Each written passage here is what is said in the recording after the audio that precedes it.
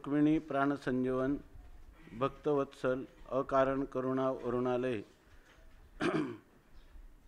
पंढरीश परमात्म्याच्या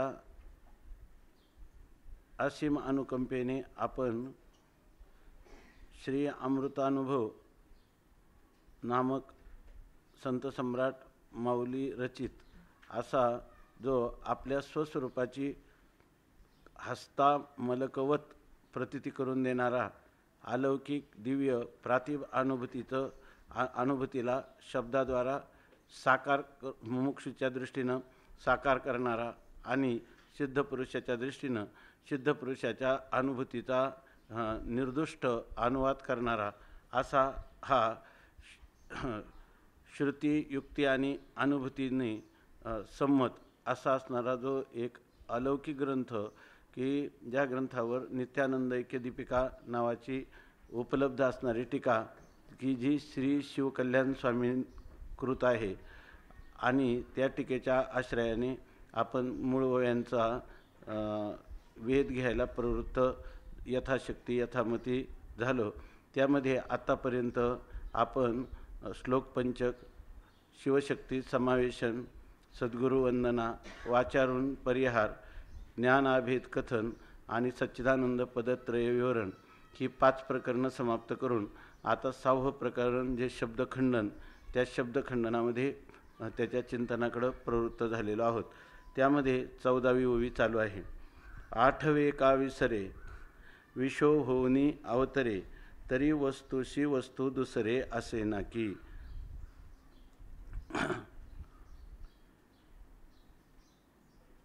आपण जेव्हा वेदांत किंवा औपनिषदीय तत्त्वज्ञानाला अनुसरणाऱ्या अनेक प्रकरण ग्रंथाच्या द्वारा आपल्या आत्मस्वरूपाचा परिचय करून घेण्यासाठी प्रवृत्त होतो, तेव्हा एकदा आत्मस्वरूपाचा प्रतीती आली तरीसुद्धा बऱ्याचदा मनुष्याच्या ठिकाणी स्वतः आणि परता उत्थान होऊ शकतो। हा चांगल्या महापुरुषांना देखील हे कबूल करावं लागतं।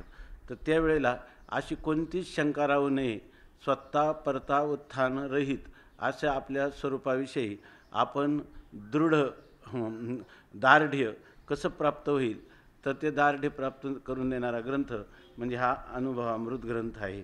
आणि त्यामध्ये अनेक शंका आणि मुमुक्षु जीवनात म्हणजे ज्याच्या ठिकाणी तीव्रतर मुमुक्षुत्व जागृत आहे, जो फक्त आता त्यांनी सांगितलं की पुनवे होनी काय चतुर्दशी जे तुले उने पण शशी असं सांगतात माऊली।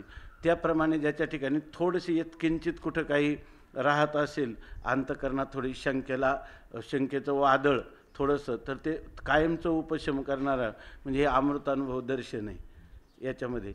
आणि सिद्ध पुरुषाला बिंदोकपणे निर्धास्तपणे आपल्या स्वरूपाच्या अनुभूतीचं आस्वादन करता येईल अशा प्रकारचा ह्या ग्रंथाची निर्मिती आहे।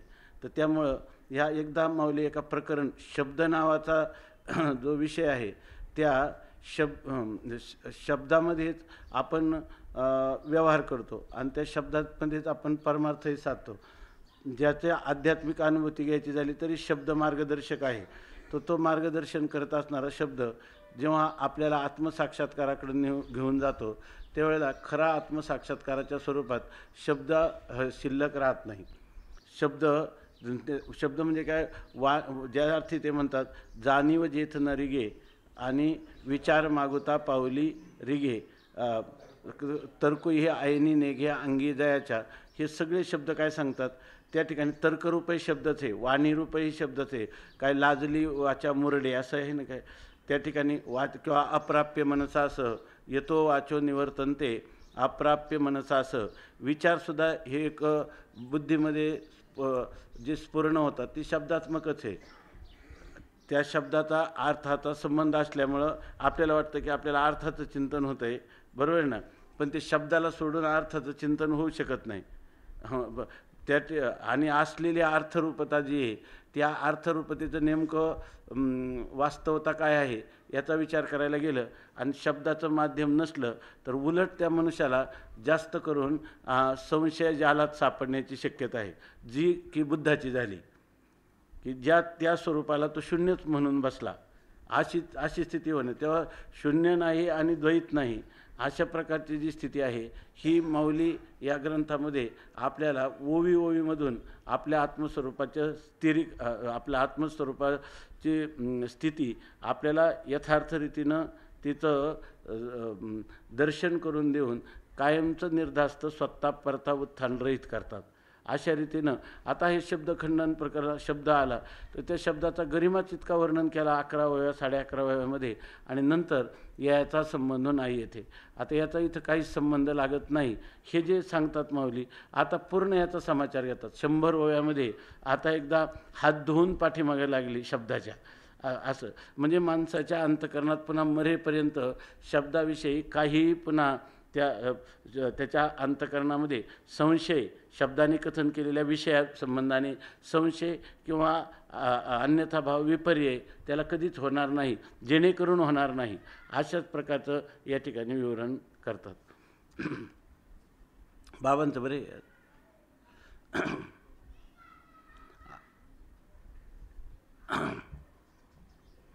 आता सांगतात 8वे का विसरे विशो होनी अवतरे तरी वस्तुशी वस्तू दुसरे असे ना की.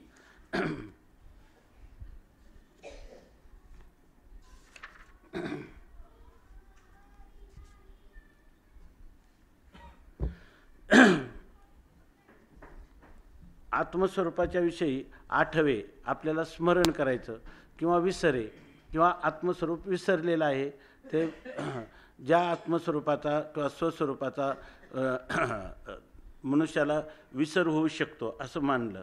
आणि जर आत्मस्वरूपाचा विसर झाला तर काय करतो, शब्द आत्मस्वरूपाचं आठवण करून देतो म्हणून. किंवा कधीकधी विषो होऊनी अवतरे किंवा त्या शब्दामुळं आपल्याला घट म्हटलं की कंबुग्रीवादिमान काय आकार समोर येतो तसा या ठिकाणी आणि तो घट हा घट आहे म्हटलं की घट आपल्याला विषय होतो. तसा आत्मा घट होऊनी शब्दा आपलं विषो होऊनी अवतरे विषय रूपाने तो आपल्या पुढं अवतीर्ण होतो म्हणजे प्रगट होतो. तरी वस्तूशी वस्तू दुसरे असे ना की. तर ते सांगतात आत्म्याचं आठवण व्हायचं असेल तर ज्याला स्मरण करायचं बरं ना, त्या स्मर्तव्य विषयावरून स्मर्तव्य विषयाहून त्याचा स्मरण करता हा नेहमी त्याच्याहून भिन्न असला पाहिजे. त्याचं स्मरण करायचं म्हटलं त्याच्याहून भिन्न असला पाहिजे. किंवा त्या वस्तूचं विस्मरण व्हायचं असलं तर ती वस्तूसुद्धा आपल्या आत्मस्वरूपाहून वेगळी असली पाहिजे. किंवा ज्या वस्तूचा आपल्याला आपल्या ठिकाणी विषयी भाव धरून ज्या दुसऱ्या वस्तूला आपल्याला विषय करायचं म्हणजे ज्ञान करून घ्यायचं ती ज्ञेय वस्तूसुद्धा आपल्या स्वरूपाहून भिन्न असली पाहिजे. ती कारण तिचं प्राकट्य करायचे तर ते प्राकट्य करण्यासाठी ती वस्तू वेगळी असली पाहिजे. परंतु इथं माऊली म्हणतात तरी वस्तूशी वस्तू दुसरे असे ना की. पण ह्या आत्मवस्तूच्या ठिकाणी आत्मवस्तूच्या अतिरिक्त दुसरी कोणती वस्तू असली तर तिला ती विषय करील. परंतु मत्त परतरम नान्यत किंचित असते धनंजय. आपल्या स्वरूपाहून इतर दुसरी कोणती वस्तूच नाही. त्यामुळं आत्मस्वरूप हे विस्मरणाचाही विषय होत नाही, स्मरणाचाही विषय होत नाही आणि त्या ठिकाणी घटपटादिकांप्रमाणे देखील तो विषय रूपाने कधीही प्रकट होऊ शकत नाही. ना त्याचं स्मरण ना त्याचं विस्मरण आणि ना त्याचं प्रगटीकरण. किंवा त्याचा तिरोभाव झाला होता तर त्याचा आविर्भाव करायचा. तो स्वसंवेद्य स्वयंप्रकाश स्वतःसिद्ध असा असल्यामुळं वेगळेपणाने त्याचं प्राकट्य देखील करणं शक्य नाही असं सांगतात. 8वे का विसरे विषो होऊनी अवतरे तरी वस्तूशी वस्तू दुसरे असे ना की. कारण सगळ्या ठिकाणी आत्माच आहे. सर्वम यद आयम आत्मा सर्वम खल्विदम ब्रह्म. तर ते ब्रह्माला प्रकट करायला दुसरं कोण आहे, त्याचं प्राकट्य करायला कोण आहे. विस्मरण व्हायला दुसऱ्या ब्रह्माहून दुसरं कोणता पदार्थ आहे की ज्यात त्या ब्रह्माचं विस्मरण होईल. मग विस्मरण झालं तर कोणाला, हे आत्मचैतन्याला ना विस्मरण ना स्मरण ना तो त्याला विषयी भाव आत्मचैतन्याच्या ठिकाणी नाही. मग जे भ्रमिष्ट चैतन्य आहे जीव चैतन्य, त्याच्या ठिकाणी विस्मरण आहे, स्मरण आहे आणि त्याला घटाधिकांचं कोणत्याही पदार्थाचं विषयी होणं किंवा त्या पदार्थांना विषय करणं हे फक्त जीवाच्या ठिकाणी फार झालं तर तुम्हाला मानता येतं. कारण तिथे असं आहे, तो का म्हणे कैची किव आणि कोठे जीव निराळा अशी स्थिती आहे. आता याविषयी टीकाकार सांगतात, वस्तू वस्तूशी अप्राप्त न घडे तरी प्राप्तीही तिथं न सोडे, विषयांचे रूपे घडे प्राप्ती अप्राप्ती. आता वस्तू वस्तूशी अप्राप्त न घडे, आपली आत्मवस्तू आपल्याला प्राप्त करायची असं न घडे, असाही व्यवहार होऊ शकत नाही. आपल्याला आत्मप्राप्ती करायचं, कारण का आत्मा अप्राप्त कधी आहे, जो आपलं स्वतःचं स्वरूप आहे तो आपल्याला कधीच अप्राप्त नाही, तर मग त्याची प्राप्ती करायची असं म्हणजे शब्दामुळे काय झालं, आत्मवस्तूची प्राप्ती झाली असं तुम्हाला म्हणता येणार नाही. तरी प्राप्तीही तेथं न सोडे. आणि पुन्हा त्या ठिकाणी जर अप्राप्तच कधी नाही तर अप्राप्त वस्तूची प्राप्ती संभवते, पण प्राप्त वस्तूची प्राप्ती झाली असं म्हणायला लागला का मध्ये भ्रम मानावा लागतो. हा भ्रम कोणाच्या ठिकाणी, जीवाच्या ठिकाणी, म्हणून ते भ्रमिष्ठ चैतन्य असं म्हणतात. पण मूलभूत किंवा स्वरूपभूत असणारं जे चैतन्य आहे त्याच्या ठिकाणी हा भ्रम नाहीच आहे, त्याला कधी भ्रम झालाच नाही. म्हणून प्राप्तीही तेथं न सोडे, त्या ठिकाणी सोडेच आहे का शब्द त्या याच्यात पहा, तर त्या ठिकाणी प्राप्ती झाली असंही म्हणता येत नाही. कारण अप्राप्ती जर कधी होत नाही तर अप्राप्ताची प्राप्ती म्हणता आलं असतं, पण प्राप्त वस्तूची प्राप्ती असा व्यवहार होऊ शकत नाही. विषयांचे रूपे घडे प्राप्ती अप्राप्ती, विषयांचे रूपे घडे प्राप्ती अप्राप्ती. तर त्या ठिकाणी विषयांचे रूपे म्हणजे विषयाचं स्वरूप जसं असेल त्याच्यामुळं आपल्याला प्राप्ती किंवा अप्राप्ती हा व्यवहार करता येतो. म्हणजे एखादा विषय म्हणजे आपणाहून भिन्न विषय तर तो अप्राप्त असू शकतो, प्राप्तीचा व्यवहार घडू शकतो. पण आत्मवस्तूच्या ठिकाणी अप्राप्तच ते नसल्यामुळं प्राप्तीचा व्यवहार देखील घडू शकत नाही. विषयेंद्रिय संयोग तेथे प्राप्ताप्राप्त भाग, एकली वस्तू निसंग सर्वदा पूर्ण. विषयेंद्रिय संयोग, ज्या ठिकाणी विषय आणि इंद्रियांचा संयोग होतो तेथे प्राप्ताप्राप्त भाग, तिथं प्राप्त आणि अप्राप्त असा विभाग करता येतो. कारण काय, एखादा विषय तो इंद्रियाचा त्या विषयाशी संबंध झाला नाही तोपर्यंत तो विषय अप्राप्त आहे असं म्हणता येतं, आणि इंद्रियांचा विषयाशी संबंध झाल्यावर तो प्राप्त झाला असं म्हणता येतं. परंतु एकली वस्तू निस्तंग सर्वदा पूर्ण. पण आत्मा कसा आहे, एक आहे म्हणजे केवल आहे, नंतर तो निस्संग आहे. आत्म्याचा कोणत्याही पदार्थाची कोणताही संबंध होत नाही. आत्मवस्तूचा अनात्मवस्तूबरोबर संयोग संबंध नाही, समवाय संबंध नाही, कार्यकारण भाव संबंध नाही, विशेष्य विशेषण भाव संबंध नाही, आणि नित्य असणारा जो समवाय संबंध आहे, बरोबर ना, तोही त्या ठिकाणी नाही. म्हणून ती वस्तू निस्संग आहे. निस्संग शब्दच अर्थ लागतो, कोणाचाही कोणत्याही पदार्थाची त्याचा संबंध होत नाही. एकली वस्तू सांगते की एकमेवा द्वितीयं ब्रह्मणे नानास्ति किंचन, हे आत्मतत्व आहे. त्या आत्मतत्वाच्या अतिरिक्त दुसरा कोणताही पदार्थ नाही. इतकंच नाही, एकली म्हणजे द्वैत सापेक्ष एक नाही, ते निरपेक्ष एक आहे असं सांगतं. नंतर त्याच्यामध्ये काही पूर्णता नसते तर त्याच्यासाठी तुम्हाला त्याच्यात काहीतरी पूर्णता त्याच्यामध्ये भरता आली असती, किंवा त्याला पूर्णतेसाठी काही क्रिया म्हणा तुम्हाला करावी लागली असती, परंतु ते काय परिपूर्ण आहे. ओम पूर्णमदः पूर्णमिदं पूर्णात पूर्णमुदच्यते पूर्णस्य पूर्णमादाय पूर्णम एव अवशिष्यते.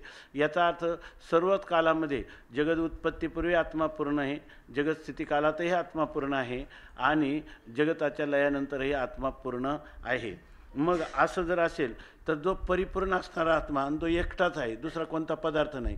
मग आत्म्याच्याच ठिकाणी इंद्रियांचा आणि विषयाचा संयोग होऊन जसं त्या विषयाचं ज्ञान होतं तसं या ठिकाणी इंद्रियाचा आत्म्याशी संबंध होऊ शकेल का? कारण आत्मा संबंध विवर्जित आहे. आताच आपण पाहिलं, विशेषण विशेष भाव संबंधसुद्धा नाही, कार्यकारण भावही संबंध नाही, कोणत्याच रीतीनं त्याच्याशी संबंध करता येत नाही. कारण का, संबंध जर शब्दांनी एखाद्या पदार्थाचा संबंध सांगायचा असला तर त्याच्या ठिकाणी काय लागते, नाम रूप संबंधो जाती क्रिया भेदो. हा आकाराशी प्रवादो वस्तूशी नाही, वस्तूला तर हे काहीच नाही. त्यामुळं विषय इंद्रियाच्या संयोगातूनही त्याची प्राप्ती घडेल असंही नाही. तो अप्राप्त, ज्यावेळेला इंद्रिय आणि विषयाचा संयोग झाला नाही त्यावेळेला तो स्वरूपच आहे, आणि ज्यावेळेला इंद्रिय विषयांचा संबंध झाला तरी तो स्वरूपच आहे. म्हणजे इंद्रिय विषयांचा संयोग आणि वियोग हा स्वस्वरूपाच्या ठिकाणी कधी विकल्पच नसतो. मग त्या अप्राप्ताची प्राप्ती घडते, पण हा कधी प्राप्त नाही असा काळच नाही, बरं ना. तो नित्य प्राप्तच आहे, तेव्हा त्याची प्राप्ती झाली असं म्हणता येत नाही, आणि त्याची पूर्वी अप्राप्ती होती असंही म्हणता येत नाही. अप्राप्ती तो परिपूर्णच आहे, असंगच आहे, उदासीनच आहे, केवलच आहे, असं त्याचं स्वरूप आहे. वस्तूशी दुसरी वस्तू की प्रपंचाचा सांगातो की वस्तुत्वीची स्वगतू भेदू असता तरी विषयी विषयपण सुखेची घडते जाणं. आता भेदत्रयविहीन तेथे हे कैचे. आता म्हणतात जर आत्मवस्तूची दृष्टीनं पाहिलं तर नेह नानास्ती किंचन, दुसरा कोणताही पदार्थच त्या ठिकाणी नाही की प्रपंचाचा सांगातो. जर एका आत्मवस्तूच्या अतिरिक्त दुसरी वस्तू असती किंवा तर मग काय झाला असता, प्रपंचाचा सांगातो किंवा ह्या जो कार्यरूप प्रपंच आहे त्याच्याशी जर आत्मस्वरूपाचा संबंध सांगता आला असता. म्हणजे पहिल्यांदा काय, आत्मवस्तू व्यतिरिक्त दुसरी वस्तू असायला पाहिजे, त्याच्यानंतर ह्या आत्मवस्तूच्या अतिरिक्त असणाऱ्या वस्तूशी आत्म्याचा संबंध सांगता आला पाहिजे, बरोबर ना. आणखी तिसरी गोष्ट आहे की वस्तुत्वीची स्वगतू भेद असता, आणि त्या वस्तूमध्ये जर स्वगत भेद असता तर मग त्याच्या ठिकाणी स्वगत भेद आहे आपल्या, म्हणजे तो सावयव पदार्थ असता तर आपल्याला त्याच्यामध्ये स्वगत भेद असता तर विषयी विषयपण, बरोबर ना. तर मग याच्या ठिकाणी विषयांच्या ठिकाणी विषयत्व आपल्याला करता आलं असतं, किंवा विषयी विषयपण, म्हणजे आत्मा हा विषयी आहे आणि तो पदार्थ हा त्याचा विषय आहे, किंवा आत्मा हा आत्म्याला विषय करायचं आणि जे साधन आहे त्याला म्हणायचं विषयी. म्हणजे आत्म्याच्या ठिकाणी इथं खरं तोच भाव दिसतो, विषयी विषयपण हा एक शब्द पाहिजे तिथं. कारण विषयाच्या ठिकाणी विषय पण सिद्ध करण्यासाठी नाही, ते विषय विषयी भाव त्या संबंध त्याच्या ठिकाणी नाही हे सांगण्यासाठी. तरी विषयी विषयपण. दादा बोला बरं का, काही चिंतन तुम्ही सांगा, काही असं वाटतं काही पण विचारा, बोला काही. तरी विषयी विषयपण सुखे घडते जाणं. आत्मस्वरूपाच्या ठिकाणी विषय विषयी भाव संबंध घडला असता. आता भेदत्रयविहीन तिथे हे कैचे. आत्म्याच्या ठिकाणी तर तिन्ही भेदाने राहते, नुसता स्वगत भेदच नाही असं नाही, तर आत्म्याच्या ठिकाणी सजातीय भेदही नाही आणि विजातीय भेदही नाही. आत्म्याच्या अतिरिक्त विजातीय पदार्थ नाही, आत्म्याच्या सदृश दुसरा आत्मत्व जाती नाही की जेणेकरून आत्म्याच्या सदृश दुसरा पदार्थ आहे, आणि आत्मा सावयव नाही की जेणेकरून त्याच्यामध्ये स्वगत भेद प्रतिपादन करता येईल. आता एवं आपणाशी आपण विशो नवे पैजान या लागी स्मरणास्मरण नसे तेथे. याचा अर्थ बरं हे झालं, आत्मा दुसऱ्याला विषय होत नाही किंवा आत्म्याला दुसरं कोणी विषय करीत नाही, कारण दुसरं कोणी नाहीच असं तुम्ही म्हणाल. पण मग आता तुम्ही असं म्हणाल की आपणाशी आपण विषय नव्हे पैजान. आत्मा आपला आपल्याला तरी विषय होतो का नाही? स्वतः आत्माच आत्म्याचं स्मरण किंवा स्वतःच आत्माच आत्म्याचं ज्ञान किंवा स्वतःच आत्म्याला कधी विस्मरणाचा तो विषय झाला असेल तर स्मरणाचा विषय होईल असं तुम्ही म्हणू शकता. आत्म्यालाच आपला आपण पेया विसरू जो धनंजया तेच रुपया अज्ञानाशी. तसं आत्म्याला आत्म्याचा विसर पडला होता आणि शब्दाने काय केलं, आत्म्याला आपल्या स्वस्वरूपाचं स्मरण करून दिलं. अशा रीतीनं शब्द उपयोगी झालाच की नाही. आणि तुम्ही काय म्हणता, स्वसंवेद्या कोणाचे ओझे असे नाथी. स्वसंवेद्या आत्म्याला कशाला शब्दाचं ओझं पाहिजे, असं कसं त्याला ओझं प्राप्त होईलच असं जर कोणी म्हणत असेल तर आत्मस्वरूपाच्या ठिकाणी कोणता तरी भेदाची सिद्धी केली पाहिजे, आणि कोणताही भेद तर नाही म्हणून तो कोणाला विषय होत नाही. पण आपल्याला तरी विषय व्हायला काय हरकत आहे असं जर कोणी म्हणेल तर ते म्हणतात आपणाशी आपण विषय नव्हे पैजान. आपणच आपल्याला कधी विषय होऊ शकत नाही. आपण ते सांगितलं जे ज्याचं स्वरूप असतं ते स्वरूप त्याला विषय कधीही होत नाही असा आकाट्य सिद्धांत आहे. जीभ सगळ्या पदार्थांचं आस्वादन घेते पण जीभ जिभेचं आस्वादन करीत नाही. कारण का, त्या ठिकाणी कर्म करतो विरोध दोष येतो. हे झालं बोलणं, परंतु खरं तुम्हीच म्हणताना जीभ जिभेचं आस्वादन करील, बरोबर. आस्वादन करायला अन्य पदार्थ लागतो आणि जीभ अन्य आहे म्हटलं तर त्याला अन्य पदार्थ पाहिजे. तुम्ही कोणाचं आस्वादन सांगता? जीभच काय करते, जिभच जिभेचं आस्वादन करते. जिभ म्हणजे आस्वाद्य पदार्थ ही जिभच आहे आणि आस्वादन करणाराही आस्वादनकर्त्री जिभच आहे. तर तिथं व्यवहार घडू शकत नाही ना, कारण त्या ठिकाणी द्वैतच कोणतं नसतं. अद्वैत हे अव्यवहार्य आहे, अवाच्य आहे आणि ते अक्रिय आहे, निष्कल आहे, अशा प्रकारची स्थिती. मग तिथं हा व्यवहार घडणारच नाही. म्हणून जर तुम्ही म्हणत असाल की आत्मा हा आपलाच आपल्याला विषय करतो, तर हे कधीही होऊ शकत नाही. आणि त्याचं कारण काय आहे? स्मरण नसे तेथे. आत्म्याला आपल्या स्वरूपाचं कधी विस्मरणही होत नाही आणि स्मरणही होत नाही. आत्म्याच्या ठिकाणी त्याला कधी आपलं विस्मरण झालं असतं तर सापेक्ष त्याचं स्मरण करून द्यावं लागलं असतं. पण आत्मस्वरूपाच्या ठिकाणी दुसरं कोणीच नसल्यामुळं, तो केवल असल्यामुळं, असंग असल्यामुळं, आत्मस्वरूपा हा निरतिशय व्यापक असल्यामुळं, सब्राभरीत ओतप्रोत आत्माच असल्यामुळं त्या ठिकाणी तो आपल्याला कधी विषय होऊ शकणार नाही. आणि अशी शंकासुद्धा करण्याचं कारण नाही का बा तो आपल्याला विषय करील, आपल्याला स्मरण करील, असं कधी म्हणजे त्याचं ज्ञानही होऊ शकत नाही, त्याचं स्मरणही होऊ शकत नाही, अशा प्रकारची स्थिती आहे. म्हणून या लागी स्मरण नसे इथं. विसराचे सोये स्मरणाशी विषय नव्हे, तरी येथे द्रष्टृत्वा नव्हे आघातू कधी. मग आता तुम्ही म्हणाल आत्म्याला विसराचे सोय, जर आत्म्याला स्वस्वरूपाचा विसर झाला तर मग स्मरणाशी विषय नव्हे. जर तुम्हाला पहिल्यांदा त्याचं जर विस्मरण झालं तर तो स्मरणाला विषय होईल, पण त्याचं विस्मरण कधी होतच नाही. मग जो विस्मरणाचा विषय होत नाही तो स्मरणाचा विषय होणार नाही. हे कैमुत्तिक न्यायाने वेगळं सांगायची गरजच नाही, कारण एक मूळचा सिद्धांत आहे. जो विसराचा विषय विस्मरणाचा विषय होतो तो स्मरणाचा विषय होऊ शकतो, पण आत्मा जर विस्मरणाचाच विषय झाला नसेल तर अर्थात तो स्मरणाचाही विषय होऊ शकत नाही. मग आता ज्याचं स्मरणही नाही, स्मरणाचा विषय होत नाही आणि विस्मरणाचा विषय होत नाही, असा आत्मा हा वंध्यापुत्राप्रमाणे आलिक किंवा तुच्छ रूप शून्य रूप आहे असं तुम्ही म्हणाल, तरीसुद्धा ते म्हणतात त्याच्या दृंगमात्र दृष्टेपणाला कधीच आघात येत नाही. बरोबर ना? तरीसुद्धा त्याला विषय समोर नसेल, त्याच्या ठिकाणी विषयी भाव कधी तुम्हाला सिद्ध करता आला नाही, तरी आत्मा नाही म्हणण्याची सोय नाही, कारण ते स्वतःचं स्वरूप आहे. ते स्वतःचं स्वरूप असल्यामुळं ते विस्मरणाचा विषय होत नाही, स्मरणाचाही विषय होत नाही, पण ते नाही असं नाही, ते शून्यरूप नाही, ते स्वयंप्रकाश आहे. त्याचं कारण काय? तर विस्मरणाचा विषय का होत नाही आणि स्मरणाचा विषय का होत नाही? कारण ते स्वयंप्रकाश आहे.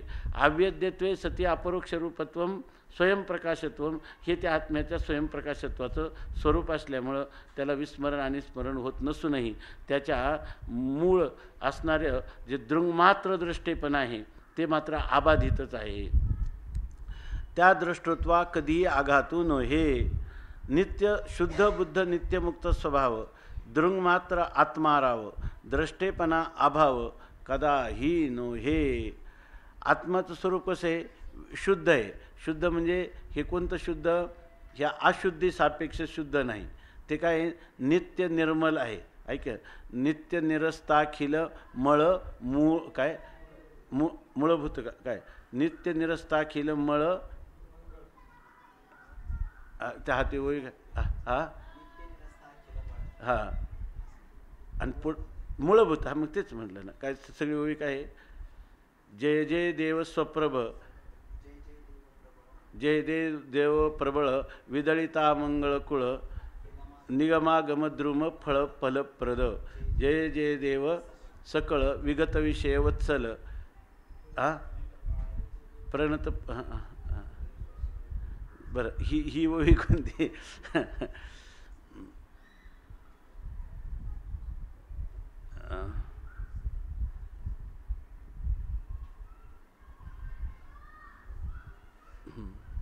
म्हणा ते हे द्या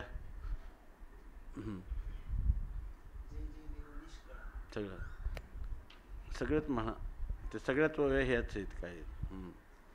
जय जय देव निर्मळ निज जनाखिल मंगळ जन्म जरा जलद जाळ प्रभंजन, जय जय देव प्रबळ विदळिता मंगळकुळ निगमागमद्रुम फळ फलप्रद, जय जय देव सकळ विगत विषय वत्सल कलित काल कौतूहल कलातीत, जय जय देव निश्चळ चरित चित्त पान तुंदिल जगदुन मिलना विरल केली प्रिय.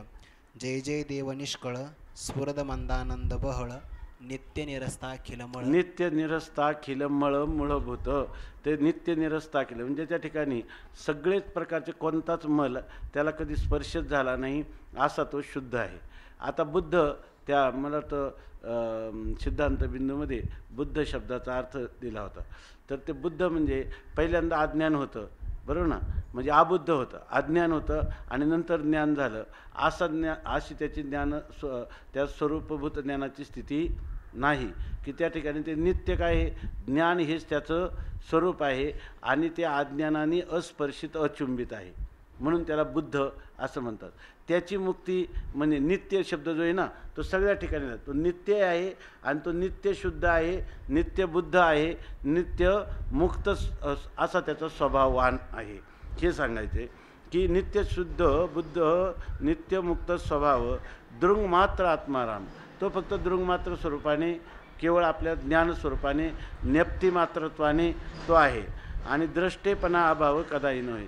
आणि त्याच्या ठिकाणी द्रष्टेपणाचा अभाव कधीच नाही. द्रष्टेपणाचा अभाव कधीच नाही म्हणजे कोणत्या द्रष्टेपणाचा अभाव नाही, दृंग मात्र द्रष्टेपणाचा अभाव नाही. त्याच्या ठिकाणी सापेक्ष दृश्य सापेक्ष द्रष्टात्व नाही, दृश्य निरपेक्ष असणारं त्याचं जे दृंगमात्र द्रष्टेपण आहे ते त्रिकालाबाधित आहे, तिन्ही कालामध्ये अबाधित आहे. म्हणून त्याला म्हणतात की त्या दृष्टेपणाचा अभाव कधी होत नाही. त्याच्या दृष्टेपणाचा म्हणजे त्याच्या स्वरूपभूत ज्ञानाचा किंवा ज्ञानस्वरूपाचा बाध कधीच होत नाही किंवा अभाव कधीच होत नाही. परिजय द्रष्टेपण ते दृश्य संबंधेवेन विसरू आणि आठवण दोहीची नेणे. त्याचं जे मूळचं दृष्टेपण आहे म्हणजे दृंगमात्र दृष्टेपण आहे ते दृश्याच्या संबंधा वाचू नये. समोर दृश्य आहे म्हणून त्याला दृष्टेपण आलं असं नाही. जसं एखाद्याच्या पत्नीच्यामुळं त्याला पतित्व येतं तर तो पती कोणाचा, पत्नी समोर असेल तर तिचा पती, पत्नीच नसेल तर तो मनुष्य म्हणून आहे पण पती मात्र म्हणता येत नाही. पण समजा त्याचं आडनावच पती असलं किंवा नवरे, स्वामी महाराज म्हणायचे आडनावच नवरे असलं तर त्या पत्नीच्या सापेक्ष आलेलं, पत्नी मेली तर त्याचं नवरे पण घेऊन जाते पण त्याचं मूळचं जे नावच नवरे आहे तर ते काय जात नाही. तसं दृंगमात्र दृष्टेपण जे आहे ते कधीही जात नाही. त्यामुळं ते जे दृष्टेपण आहे ते दृश्याच्या संबंधा वाचून आहे. म्हणून विसर आणि आठवण किंवा विस्मरण आणि स्मरण हे दोन्ही त्याला दोषी नेणे, हे दोन्ही त्या मूळ आत्मस्वरूपाला माहीत देखील नाही असं सांगतात. आता 15वी ओवी. आता तुम्ही म्हणायला लागले किंवा आत्मा हा विस्मरणाचा विषय होत नाही, स्मरणाचा विषय होत नाही आणि तो आत्मा विषय होऊन प्रगट होईल, इंद्रिय विषयांच्या संयोगाने त्याचं प्राकट्य होत असेल किंवा त्याचा साक्षात्कार होत असेल तर ही गोष्ट नाही. आता पुन्हा हीच गोष्ट आणखी सांगतात. आपण आपणाते आठवी विसरे केवते काय जीभ जिभे ते चाखे न चाखे, असं दोन्ही आहे, चाखे आणि न चाखे. आपणाते आठवी विसरे केवते, आपणच आपल्याला तो आठवत असेल आणि विसर करत असेल परंतु तो केवते कोणत्या प्रकाराने आपल्याला विसरेल. आपलं त्याचं दृंगमात्र स्वरूप त्याला सोडून कधीच राहत नाही तर त्यामुळे विसरण्याचा प्रश्नच नाही. मग विसरण्याचा प्रश्न नाही तर त्याच्या आठवण्याचा तरी कुठं प्रश्न आहे, आठवण्याचाही प्रश्न नाही. आणि कसा तुम्ही सांगा आम्हाला तो विसरला कसा आणि मग त्याला आठवलं कसं. कारण आपणच आपलाच आपणाला विस्मरण कधीच होऊ शकत नाही. कारण तो कसा आहे दृंगमात्र आहे. दृंगमात्र आत्मस्वरूपाला विसर जर झाला असता तर त्याला आठव झाला असता. पण दृंगमात्र दृष्टेपणाचा अर्थच असा आहे का त्याच्या ठिकाणी अज्ञानत्व कधीच नाही, बरोबर ना. त्याला बुद्ध्याधिक उपाधी झाल्या नाही त्यामुळं त्या बुद्ध्याधिक उपाधींच्या काही सदोषतेमुळं विस्मरण झालं आणि त्याला शब्दांनी जागृती दिली आणि मग त्याला स्मरण झालं. असा कोणता विषय होण्याचं कारणच नाही. कारण तो आपला आपणच आहे आणि तो आपला आपण जो आहे तो नित्य शुद्ध बुद्ध मुक्त स्वभाववान आहे. म्हणजे त्याचं दृष्टेपण दृश्य सापेक्ष नसून नित्य दृष्टेपण आहे, ते दृंगमात्र दृष्टेपण आहे, नेप्ती मात्रता हेच त्याचं स्वरूप आहे. मग त्या स्वरूपात कधी विस्मरण झालं आणि कधी स्मरण झालं होणं शक्य नाही. आता सांगतात. त्यासाठी जर तुम्ही आग्रह करत असाल तर आम्ही तुम्हाला असा प्रश्न येतो, जिभे ते जीभ चाखे न चाखे. आता याचा अर्थ करा. जीभ जिभेला कधी चाखते का न चाखे? हां, मग तिथं जर असं नाही दिलं, चाखे न चाखे आणि चाखे, असा अर्थ झाला ना. मग जिभेला जीभ चाखते की नाही किंवा न चाखे? न चाखते. विषय भावाने जीभ कधी जिभेला चाखत नाही, परंतु न चाखे असं म्हणता येत नाही, कारण जीभ ही विषयी भावाला न येता आपल्या स्वरूपाच्या ठिकाणी चाखणं हे तिचं काय आहे? स्वरूपच आहे. मग न चाखे, चाखे पण आहे का नाही? चाखे पण आणि चाखूनही चाखीत नाही, आणि न चाखता देखील चाखते. न चाखे चाखे, न चाखणं हेच तिचं काय आहे? खरं चाखणे. त्या ठिकाणी विषयी भाव झाला पाहिजे, किंवा द्वैत झालं पाहिजे, किंवा त्रिपुटी झाली पाहिजे, म्हणजे जीभ जिभेला चाखेल असं नाही. म्हणून त्यांनी लिहिलं की ही कोणाला कळेल? माऊली म्हणतात, ज्याला आरशा वाचून आपलं प्रतिबिंब म्हणजे आपलं ग्रीवास्त मुखाचं दर्शन करता येतं, त्याला ह्या माझ्या म्हणण्याचं रहस्य कळेल. अशा प्रकारचे म्हणून ती चाखे आणि न चाखे. तर त्या ठिकाणी ती न चाखे, बरोबर ना, पण न चाखे याचा अर्थ ती चाखू शकत नाही, म्हणजे तिच्या ठिकाणी रसरूपता नाही असं मात्र म्हणता येणार नाही. रसरूपतेनं राहणं हेच त्या रसाने रसाचं चाखणं, किंवा जिभेने जिभेच्या मूळ स्वरूपात राहणं हेच तिचं चाखणं आहे. परंतु ती त्या ठिकाणी मात्र न चाखे. त्या ठिकाणी ती जीभच विषय होते, बरोबर ना, जीभच विषय होते आणि जीभच विषयी होते. अशा प्रकारचं तिला चाखण्यासाठी पुढं विषय पाहिजे आणि मागं त्याचा आश्रय पाहिजे. आश्रय विषय रहित भावाने राहणं हेच तिनं केलेलं काय आहे? आस्वादन आहे.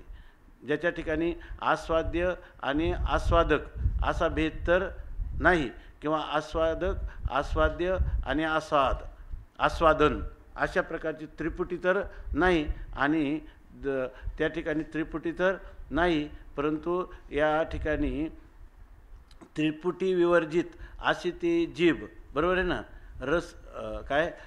रसस्वादरूप असणारी, स्वादरूप म्हणता येईल ना, रसास्वादरूप असणारी जीभ ती नाही म्हणण्याची सोय नाही. परंतु तिच्यामध्ये विषयी भाव मात्र झाला नाही, ज्ञाताज्ञेय भाव झाला नाही.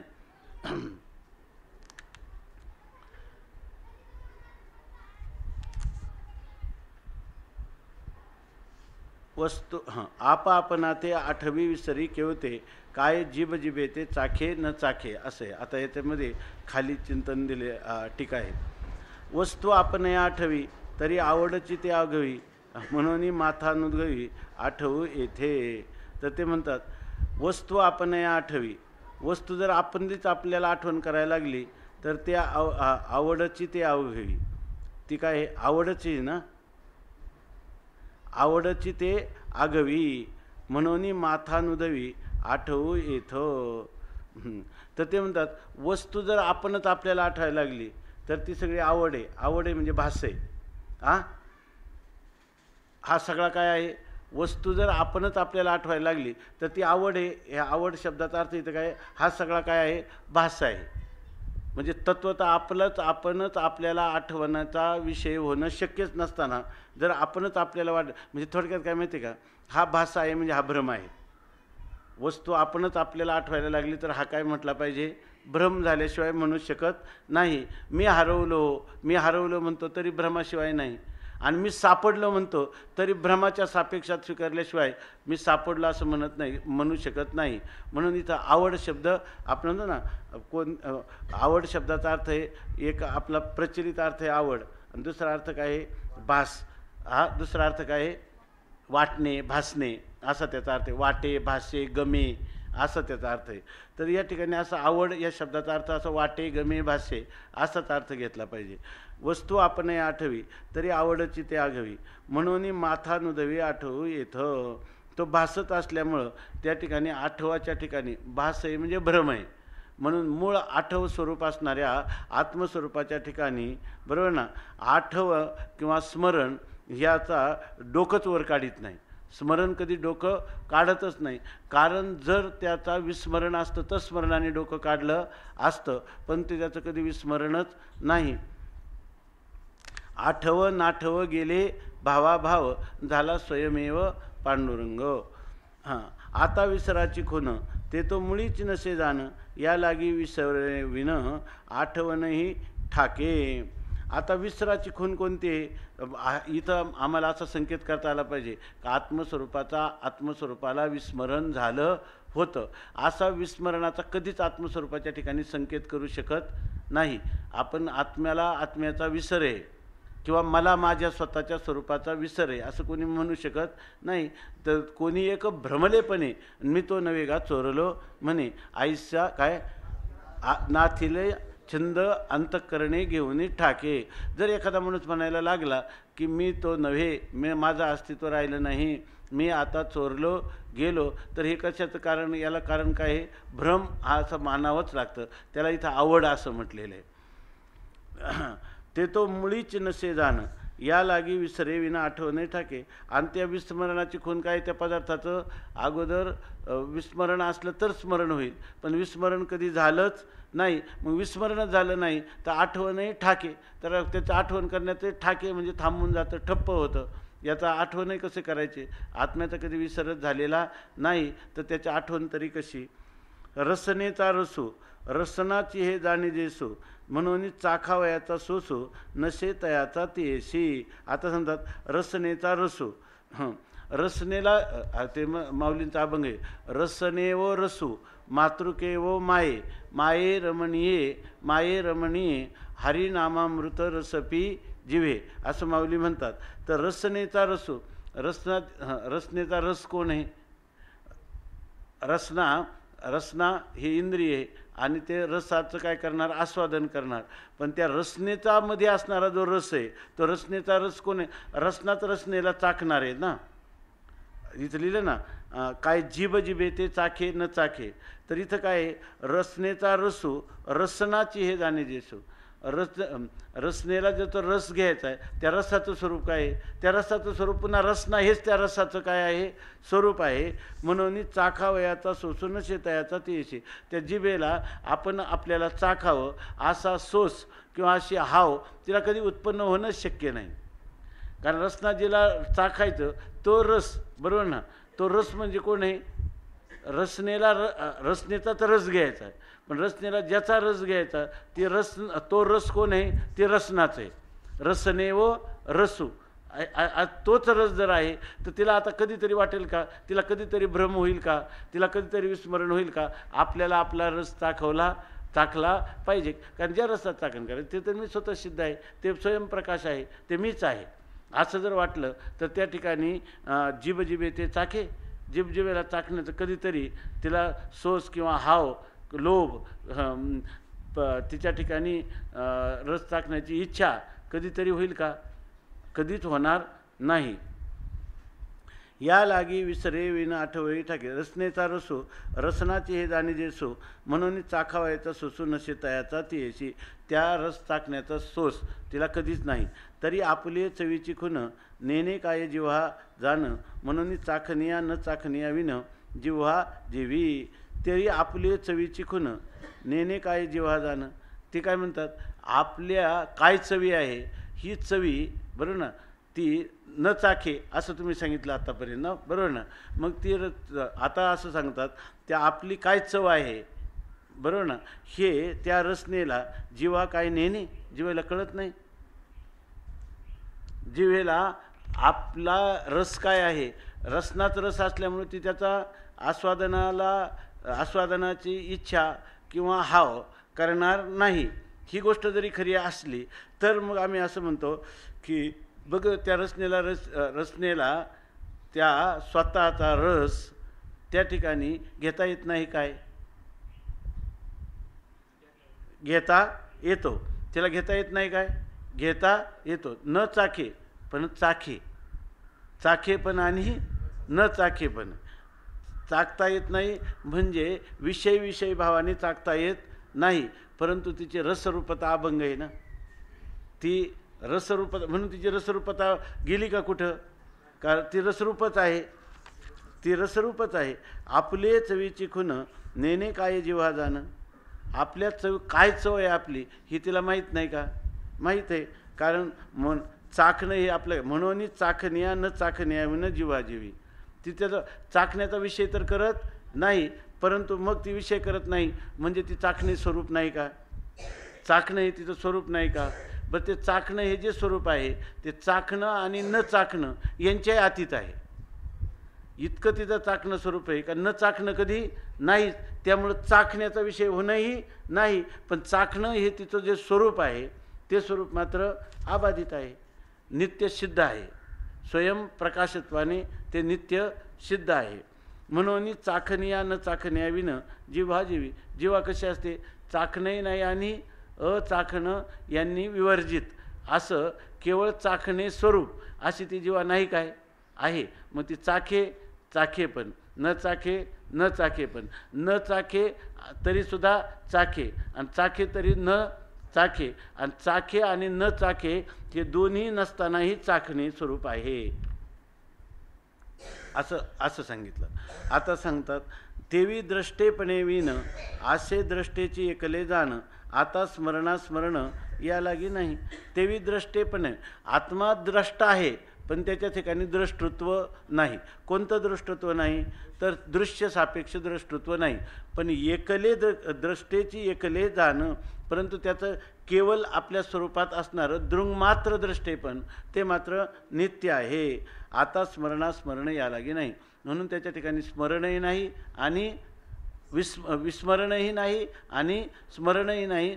स्मरण आणि विस्मरणा विन, बरोबर ना, ते आपल्या स्वरूप महिनेमध्ये दृंगमात्र स्वरूपाने, बरोबर ना, आहे. याविषयी दृष्टांत पुरस्कर पुढे बोलत. इथं दृष्टांताच्या पुढे आडवी रेषा द्यावी, म्हणजे दृष्टांत पुरस्सर असा अर्थ होईल. म्हणून ये विषयी दृष्टांत पुरस्सर पुढे बोलत. दृष्टांत पुढं करून पुन्हा पुढं बोलणार आहेत. जेथे शब्दाचे विरत शब्दपण, ज्या ठिकाणी शब्दाचं शब्दत्व विरून जातं. म्हणजे असा दृष्टांत तुम्ही एकदा ऐकला ह्या संबंधाने, किंवा जशी रसना चाखणं आणि न चाखणं ह्या दोन्हींचेही प्रकाशक असताना चाखणं आणि न चाखणं विवर्जितही तिचं चाखणे पण आहे, तसं दृश्याचंही प्रकाशन आत्माच करतो, दृश्याच्या अभावाचंही प्रकाशन आत्मा करतो, आणि दृश्याच्या भाव आणि अभावाच्या अतीत दृंगमात्रपणाने आत्मा नित्य विलसत असतो. हे जसं आहे तसं याविषयी ह्या गोष्टीसाठी आम्ही आता तुम्हाला दृष्टांत सांगितला की मग तुम्हाला कधी शंका येणार नाही. आत्मा अज्ञानात पडला होता, अज्ञानाची निदा आणि विश्वस्वप्नाचा हा धांदा भोगीत होता प्रबुद्धा अनादी जो. ही जी अध्यारोपातली भाषा आहे ही तुम्हाला आता कधी त्याच्याविषयी शंका येणार नाही. आत्मस्वरूपाच्या ठिकाणी कधी अध्यारोपच झाला नाही तर अपवाद तरी कुठला?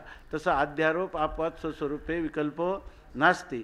हेच भाग सांगण्यासाठी आता सांगतात, आम्ही जर दृष्टांत पुरस्कार पुढे बोलत असो, आम्ही दृष्टांता पुरस्कार म्हणजे दृष्टांत पुढं करून जर तुम्हाला दाष्टांतिकाविषयी आम्ही समजावून सांगितलं तर तुमचं जे काही शब्दाचं आत्तापर्यंत तुम्ही मोठं शब्द काय करतो, आत्मस्वरूपाचं स्मरण करून देतो, आत्मस्वरूपाचं ज्ञान करून देतो, आत्मस्वरूपाचा वर असणाऱ्या अज्ञानाच्या आवरणाचा भंग करतो, नंतर वृत्ती ज्ञानाची निवृत्ती करतो, बरोबर ना. वृत्ती हे निवृत्ती झाली असं म्हणून त्या ठिकाणी टळटळीत आत्मस्वरूपाचं केवळ स्वरूपाने दर्शन करून देतो. आणि या ठिकाणी वृत्ती ज्ञानाचे सुद्धा किंवा वृत्ती आणि त्या वृत्ती संबंधाने असणारा अहम यांचे निवृत्ती करून आपल्या केवळ अवाच्य स्वरूपाला ठेवतो. हे सगळे शब्दाचेच उपकार आहे.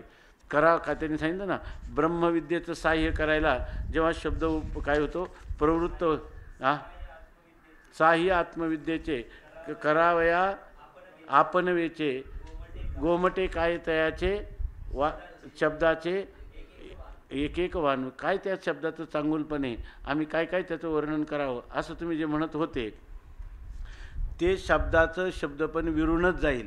आता त्या ठिकाणी ह्या शब्दाविषयी तुमच्या अंतःकरणात कोणताही महत्त्व वाटणार नाही. शब्दसाधनाचं काहीच तुम्हाला अपूर्वता किंवा कौतुक काही वाटणार नाही. हा दृष्टांत तुम्ही लक्षात घेतल्यावर आता तो दृष्टांत सांगतात. जागते या निद 16वी ओळी आहे. जागते या निद नाही, मा जागणे घडे काही, स्मरणास्मरणे दोन्ही स्वरूपी तैसी. आता म्हणतात जागते या निद नाही. एखादा माणूस जागा, इथं जागा म्हणजे कोणता जागा? ही जागृती टळटळीत जागृती, ही सुषुप्ती सापेक्ष असलेली जागृती नाही. ही केवळ कोणती जागृती म्हणते का? जागृत जागृती असं म्हणता येईल नाही ना. जागृत जागृती अशी जी जागृती आहे त्या जागृतीमध्ये निद नाही. त्या जागृतीमध्ये झोप आहे का? नाही, झोप नाही. मग जागणे घडे काय? कारण त्या जागृतीमध्ये पहिल्यांदा सकाळी उठल्याबरोबर तो काय म्हणतो, मी झोपलो होतो, आता मी जागा आहे. म्हणजे ती सापेक्ष जागृती, निद्रेच्या सापेक्ष जागृती आहे. म्हणजे त्या जागृतीचा संबंध अजून निद्रेशी आहे. परंतु ज्या वेळेला दुपारी तो आपल्या आपल्या कामात वगैरे असतो त्यावेळेला आता मी सुषुप्तीतून जागा झालो आहे हा भाव आहे का त्याच्या ठिकाणी? तसाच मी आता जागा आहे हा तरी भाव आहे का? का मग तो जागा नाही का? जागा आहे, परंतु ही जी जागृती आहे ही टळटळीत अशा प्रकारची जागृती आहे, निरपेक्ष जागृती आहे. हिच्यामध्ये सुषुप्ती संबंधाने विवर्जित, बरोबर ना, निरपेक्ष अशी ही जागृती आहे. मग त्या मग तुम्ही काय म्हणे, एखादा जो जागा मनुष्य आहे ते म्हणे आता जागेने घडे, त्याला जरा जागं करा बरं. त्याला जागं करायची काय गरज आहे? तो जागाच आहे ना. जागणे घडे काही, जागत या निध नाही. जागृत झालेल्या पुरुषाला म्हणजे टळटळीत दुपारच्या प्रहरी आपल्या कामामध्ये व्यस्त असताना तो त्या पुरुषाच्या ठिकाणी जर झोपच नाही, तुम्ही म्हणाले अहो हा तो माणूस काम करतोय ना त्याला थोडं जागं करा असं तुम्ही जर म्हणायला लागले, आता त्याला काय जागं करा? तो जागच आहे, त्याला जागं करण्याची आवश्यकताच नाही. स्मरणास्मरणे दोन्ही स्वरूपी तशी. तसं आत्मस्वरूपाचं कधी विस्मरणच झालेलं नाही, तर आता त्याला स्मरण काय करायचं? तो नित्य दृंगमात्र रूपाने, ज्ञानरूपाने, नेप्तिमात्रत्वाने तो जर नित्य ज्ञान सोडून त्याला कधी गेलंच नाही, तर त्याला तुम्ही काय म्हणाले? अहो त्याला त्याचं अज्ञान घालवा, त्याला जागं करा, त्याला स्वतःच्या स्वस्वरूपाचं ज्ञान करून द्या. करण्याची गरज आहे का काही? तसं म्हणतात स्मरणास्मरणे दोन्ही स्वरूपी तैसे. त्याप्रमाणे आत्मस्वरूपाच्या ठिकाणी जशी विस्मरणच नसल्यामुळं विस्मरण सापेक्ष स्मरणाची किंमत नाही. कारण स्मरण विस्मरण विवर्जित, बरोबर ना, त्याचं जे स्वरूप आहे ते काय आहे? आकाट्य स्वरूप आहे, त्याचा कधीही बाद झालेला नाही. ते नित्यसिद्ध आहे आणि स्वयंप्रकाश आहे. मग तुमचं स्मरण आणि विस्मरणाचा तिथं काय उपयोग आहे? अर्थात काहीच उपयोग नाही. जागते या निध नाही, हां, मा जागणे घडे काही, स्मरणास्मरणे दोन्ही स्वरूपी तैशी. माणसाला कायम बघा सगळ्यात जास्त लोक काय म्हणतात, हा अखंड चिंतनात राहतो. त्याला अखंड चिंतन करण्याची गरज आहे का काही? अखंड जर ज्याचं अखंड चिंतन करायला पाहिजे, बरोबर ना, ते त्याचं जर स्वरूप असलं, ते स्वरूप त्याला कधीच सोडून जात नाही, तर त्याला त्याचं अचिंतन कधी आहे तेव्हा चिंतन करायचे. त्याच्या स्वरूपात अचिंतन जर कधी झालं असेल तर चिंतन, विस्मरण झालं असेल तर स्मरण, अज्ञान झालं असेल तर ज्ञान, असे इतक्या प्रकाराने हा टळटळीत आत्मदर्शन ज्याला झालं तर त्याला हे कोणत्या तरी शंका राहतील का? आणि ते आणि म्हणे काही नाही, काही झालं तरी हा शब्द काय आहे? स्मारक आहे. शब्दाने विस्मरण होतं ना, तेव्हा शब्द आपल्याला काय करतो? स्मरण करून देतो. करून घेण्याची गरज आहे का काही? त्याच्यामध्ये आवश्यकताच नाही. असं आपलं वास्तव स्वरूप आहे असं माऊली सांगतात. आपणात आपलं काय आता टीका 16व्या वरची. उद्बोधाच्या ठाई निध साचची नाही, परी जागणे पण तेही जागृताशी न घडे. ते म्हणतात उद्बोधाच्या ठाई, जेव्हा जागृती, उद्बोध म्हणजे ज्या वेळेला मनुष्याला खरं म्हणजे प्रकर्षाने जेव्हा जागृती येते. प्रकर्षाची जागृती म्हणजे कोणती? जिच्या ठिकाणी निद्रेचं सापेक्षत्व नाही अशी, त्याला म्हणायचं उद्बोध.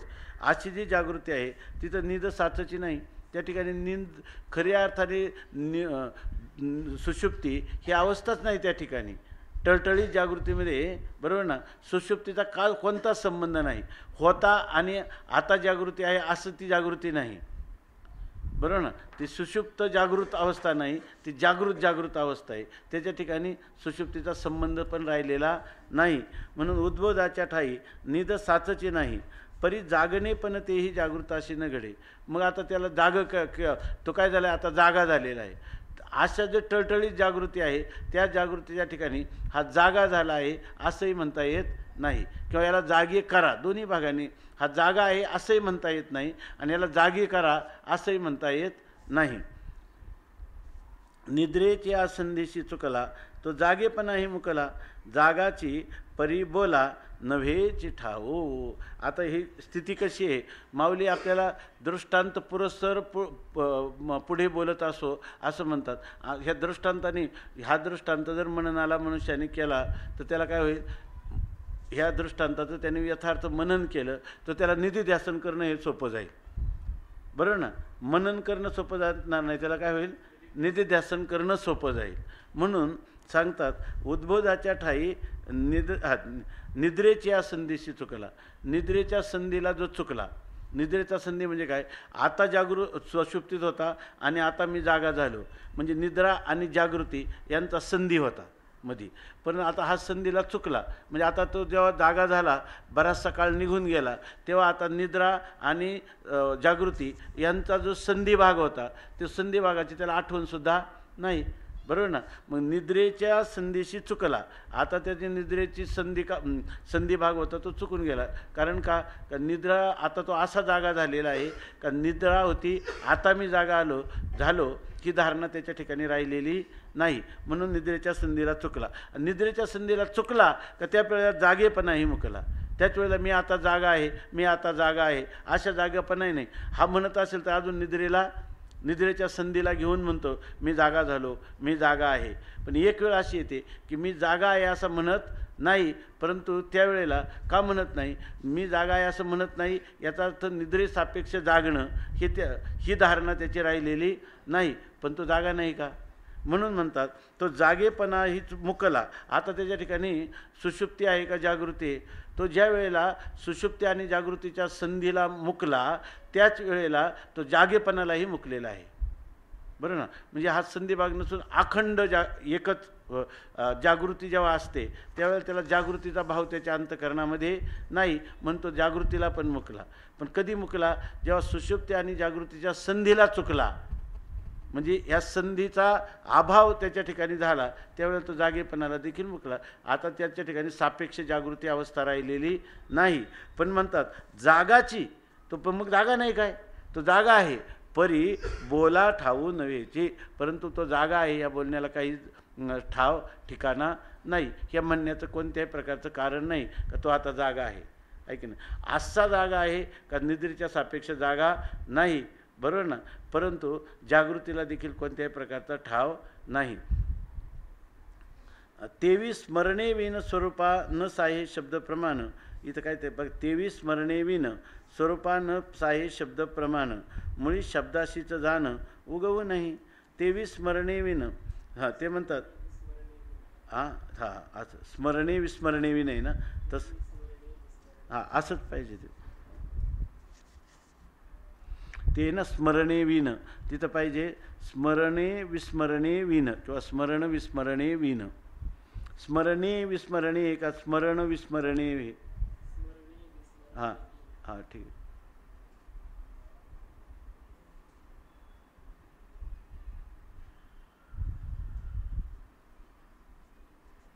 तिथं असं घ्यायचं तेवी स्मरणे विस्मरणे विन.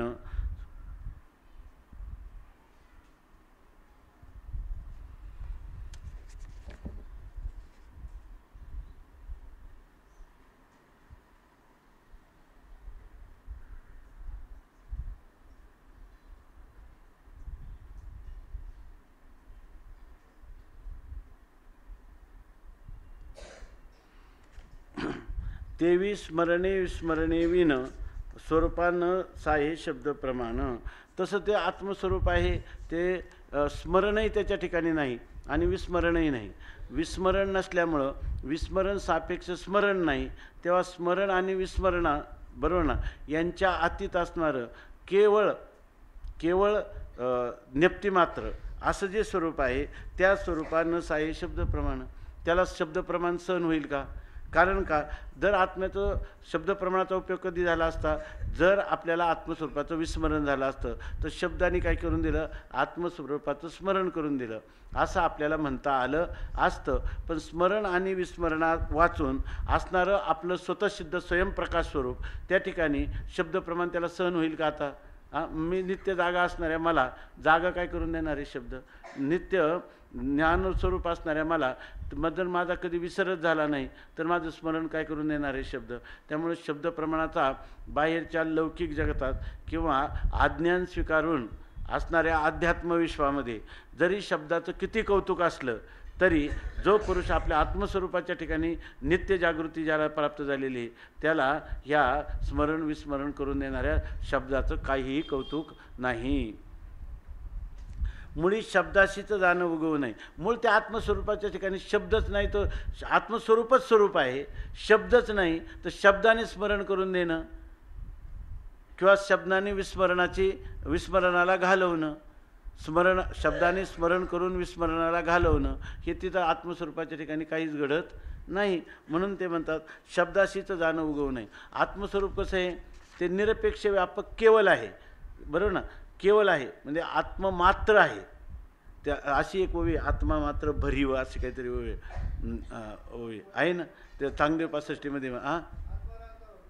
हरे रामकृष्ण हरी, तुम्ही आले. अरे हां, तर या ठिकाणी आत्मा कसा आहे, भरीव आहे म्हणजे ठोस आहे, सबराभरीत आहे, म्हणजे आत्माच आत्मा आहे. असं असताना दुसरा शब्दच नाही म्हणजे दुसरा वस्तूच नाही तर तिथं शब्द प्रमाण आलं आणि त्याने आत्मस्वरूपाचं ज्ञान करून दिलं, बरोबर ना. अज्ञान घालवलं किंवा आत्मस्वरूपाचं निदान स्मरण करून दिलं, विस्मरण घालवलं, असं कोणताच प्रकार होत नाही. हे ठीक चाललंय का याच्यामध्ये? असं सांगतात, निद्रेच्या या संदेशी चुकला नाही तेवी स्मरणे विस्मरणे विन स्वरूपानं साहे शब्द प्रमाण मुळी शब्दाशीच जाणं उगवू नाही. त्या ठिकाणी शब्दालाच त्या ठिकाणी स्थान नाही, म्हणजे शब्दाचा उगवू नाही म्हणजे उदयच नाही, म्हणजे आत्मस्वरूपात शब्द कधी झालाच नाही. आणि तो शब्द म्हणे आत्मस्वरूपाचं प्रकाशन करतो, किंबहुना शब्दून स्मरणदानी प्रसिद्ध. पण माऊली सांगतात याही संबंधू नाही येथे. मग तुम्ही अगोदर तर काय काय म्हटले, बाप उपयोगी वस्तू शब्दू स्मरणदानी प्रसिद्ध, अमूर्ताचा विशदू आरसा नव्हे असं तुम्ही आक्षेपार्थाने विचारलं आणि आता म्हणतात याही संबंधू नाही येथे. माऊली म्हणतात हा सगळा आमचा अभिपेत्य परिहार आहे की नाही. तुम्हाला असं कधी वाटू नये म्हणून आम्ही या ठिकाणी अगोदर शब्दाचा एवढा मोठा गौरव केला. तसं एक प्रमाणे शब्देची गौरव पूजा करू, शब्दची आमुच्या जीवाचे जीवन आणि शब्द वाटू धन जनलोका. शब्द तुका म्हणे पहा शब्दाची हा देव, शब्देची गौरव पूजा करे. अजूनही आहे ना प्रमाण, शब्दची आमुच्या आम्हा घरी धन शब्दाचीच रत्ने आणि शब्दाचीच जसरे यत्न करू. हा, किंवा माऊली म्हणतात की ठावो न पवता जयाचा आणि मनेशी मुरडली वाचा. ती ओवी मग पाहिजे होती आपल्याला. ठावो न पवता जयाचा मनेशी मुरडली वाचा.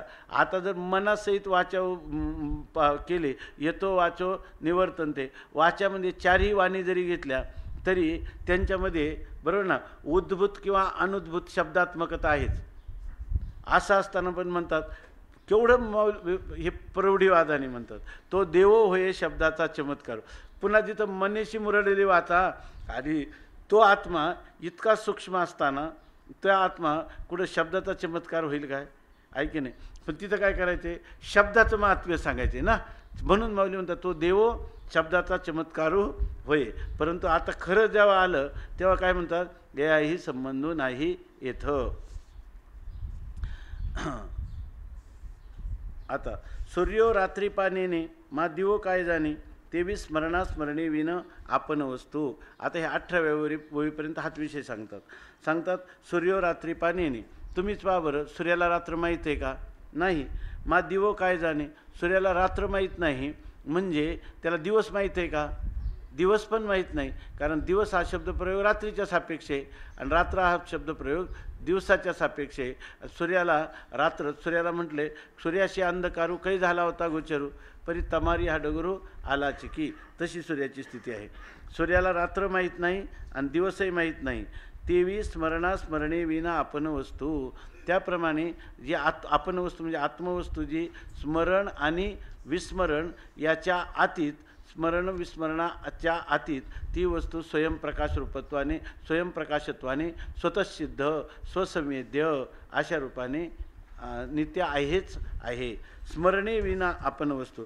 त्या वस्तूला स्मरण केलं म्हणजे ती आहे आणि विस्मरण झालं म्हणजे ती गेली, असं काय आहे का? ती वस्तू स्वतःसिद्ध स्वयंप्रकाश आहे. आता टीका. मुख्य सूर्याच्या नगरी नेनिजे दिवसना शर्वरी, उदय आस्ताची वारी नाही म्हणून. तिथं आस्ताची वारी आहे ना, तर आस्ताची शब्द वेगळा घ्यायचा आणि वारी शब्द वेगळा घ्यायचा.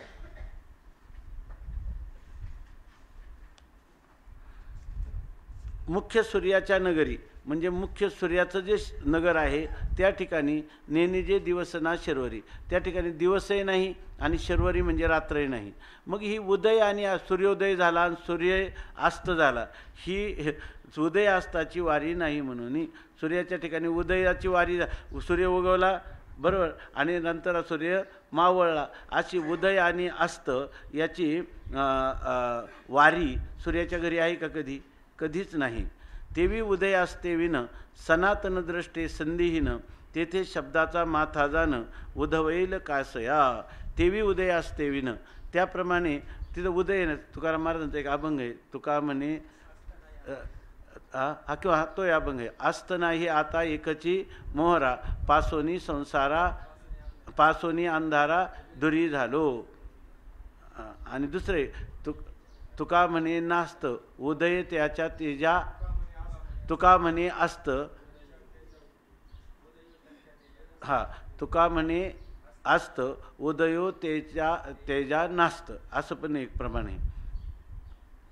तेवी उदय असते विन, त्याप्रमाणे उदय आणि अस्त यांच्या वाचून सनातन दृष्टे संधीहीन, सनातन असणारं त्याचं जे दृष्टेपण आहे तर आत्मस्वरूपाच्या ठिकाणी आत्म्याचं जे दृष्टेपण आहे त्याच्या ठिकाणी उदय आणि अस्त नाही, स्मरण आणि विस्मरण नाही, ज्ञान आणि अज्ञान नाही, अशा प्रकारची स्थिती आहे.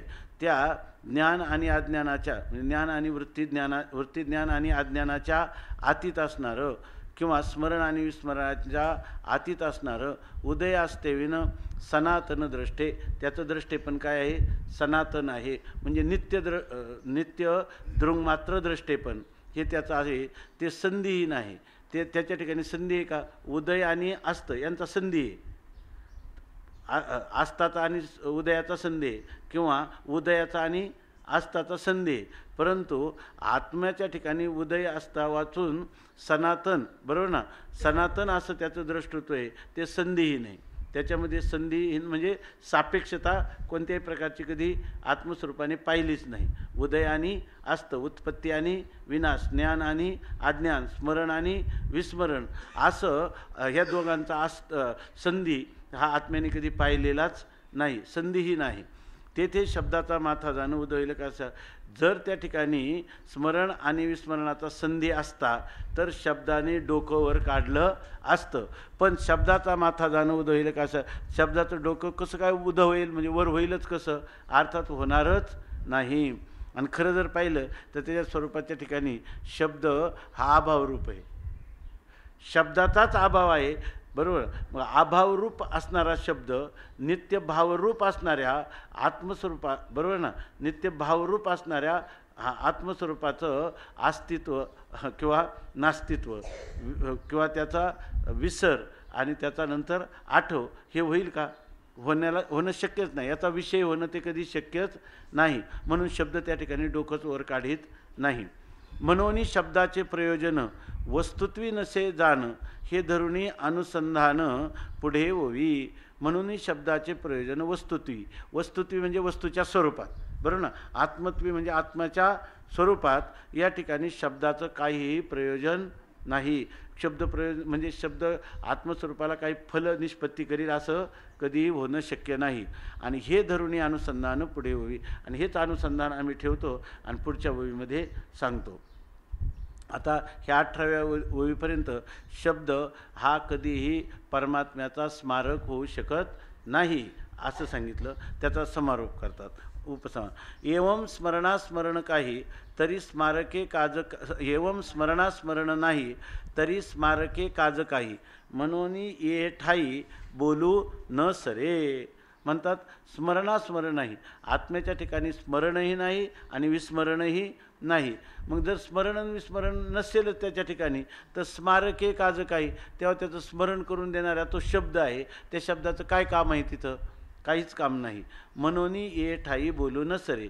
म्हणून या ठिकाणी बोल कधीही सरता होत नाही. म्हणजे शब्द आला आणि शब्दाने काही का होईना आत्मस्वरूपाची सिद्धी केली किंवा त्या आत्मस्वरूपाला साध्य करून, बरोबर ना, योग्य साधना म्हणजे प्रबल प्रमाणत्वाद्वारा त्याची प्राप्ती करून दिली किंवा त्याच्यावर असणाऱ्या अज्ञान आवरणाचा भंग केला किंवा किमान त्याचं विस्मरण झालं होतं त्याचं स्मरण करून दिलं, असा शब्द त्या ठिकाणी पूर्णपणे निष्फल आहे.